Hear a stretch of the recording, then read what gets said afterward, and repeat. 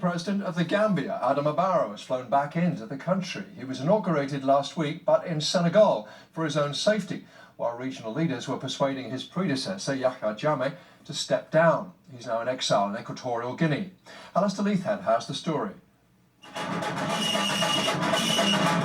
A long-awaited return for the Gambia's new president. It's the first time power here has peacefully passed from one leader to another.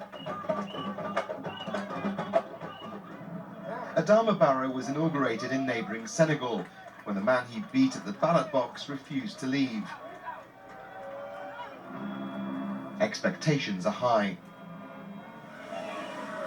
Former dictator Yahya Jammeh went into exile last weekend after weeks of pressure from neighbouring presidents, a rare case of African leaders strongly policing democracy. The threat of military action from a regional force helped. They're now providing security for the new president, still unsure where his army's loyalties lie. Now he's going to need some fancy footwork to deliver on all the political promises. It's a poor country. Young talent often leaves.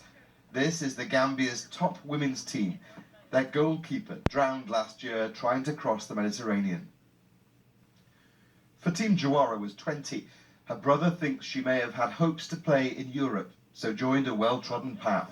Thousands of people has gone. Why? That's the question. What we believe is they always talk about greener pasture. We wanted to be out and do something for the family or something like that. Because most of them complain about the job and, who knows, to be honest. In villages all across the Gambia, many people are taking what they call here the back way to Europe. Starting here, they cross through Senegal, through Mali, through Burkina Faso to Niger, where they head north through the Sahara Desert to Libya. And from there, they try to cross the Mediterranean into Europe. Fancy new houses built in poor villages show what reaching Europe means. Money sent home makes a huge difference here. It's a big incentive.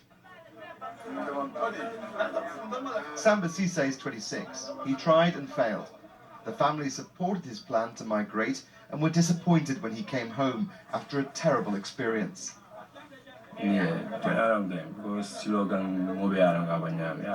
So it's so hard for him. Kidnapped by criminals, he was imprisoned for a month. Then, stranded with no money in southern Libya, he asked the UN to help him get home. There's hope here. A new president can revive the economy and remove the need for young people to leave, but it won't happen overnight. Alistair Leithhead, BBC News, The Gambia. More of the main news for you briefly. The Philippines has reversed its stance on American bases, announcing officially